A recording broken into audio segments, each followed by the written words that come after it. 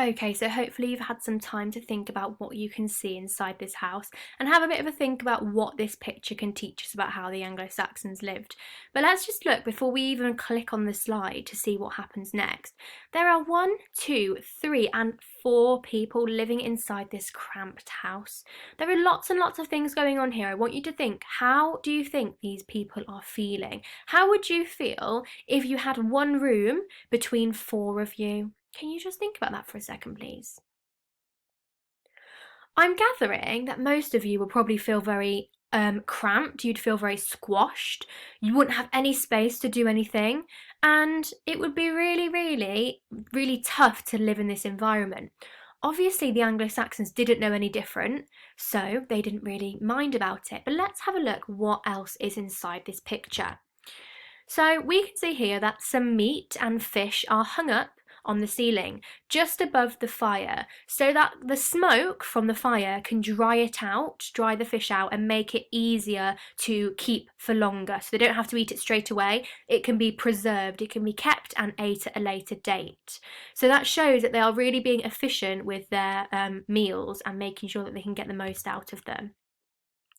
The walls of the house are made from planks of wood. Now, wood isn't always the most securest material to make a house out of, so there could be really extreme weathers and the house could be ruined, but for now, it was okay for them. We've also mentioned about the fire. Now, the fire in the centre of the room is mainly for two things. Fire can be used, obviously, to make you warm, but it can also be a source of light for the family. Now, I can't see any lampshades or any sources of light here other than the fire. So it may be that in this house, the only thing they had to light their room was a fire. Another thing here, a large barrel holding beer for them to drink. So they had lots and lots of fluids in there, also keeping them quite cool and making sure that they aren't going really hot and from the fire, of course. Now, most houses had one room and most people slept right there. So I can see another bed just here, but that is only 2 beds. So potentially 2 people would have to share one single bed. So that would be very, very cramped, wouldn't it? The roof of the house was thatched with straw, so it was made from straw, which also isn't how the Romans lived. So I'm starting to wonder, why didn't they just take the luxuries that the Romans had?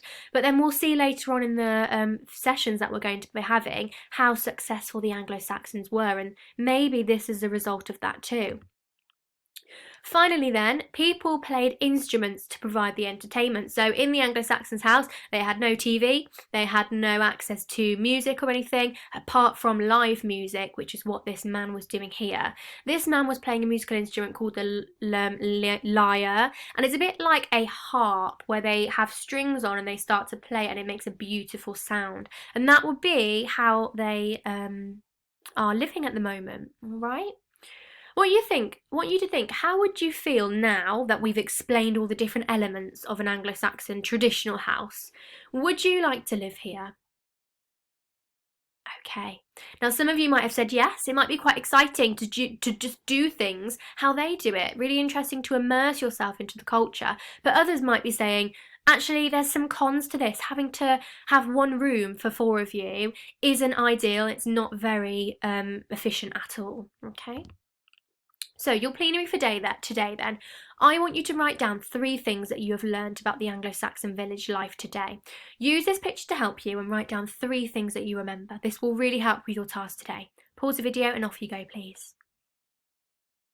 Okay, so your task for today is you are going to be an Anglo-Saxon village creator. You are going to design and draw your own village. What I want you to do is try and include as many features as you can. This is to make sure your village is busy and it's thriving, so make sure you get your crops in there, make sure you get your different houses. You've got your chief's house in the middle, the larger house. When you've done this, you'll also need to write labels to annotate and all the features of your village and show you to understand to show that you understand what it was like to live there. So in your resource pack today, you will have the following. You will have some pictures here. Now, this is just before, but for if you are not a confident drawer, you can use these to help you. You have got here a background for your Anglo-Saxon village. You have got your crops, your water and your trees here. You've got your livestock here, and you've got your different levels of houses here. This might be a fire, some hay here too. Now, if you prefer to draw it, that's absolutely fine. But if you wouldn't prefer to draw it and you prefer to use these pictures and this background, that's absolutely fine too. When you've done that, I would like you to then use the labels that are included in your resource pack as a guidance, but please don't copy them word for word. They're there just if you need help.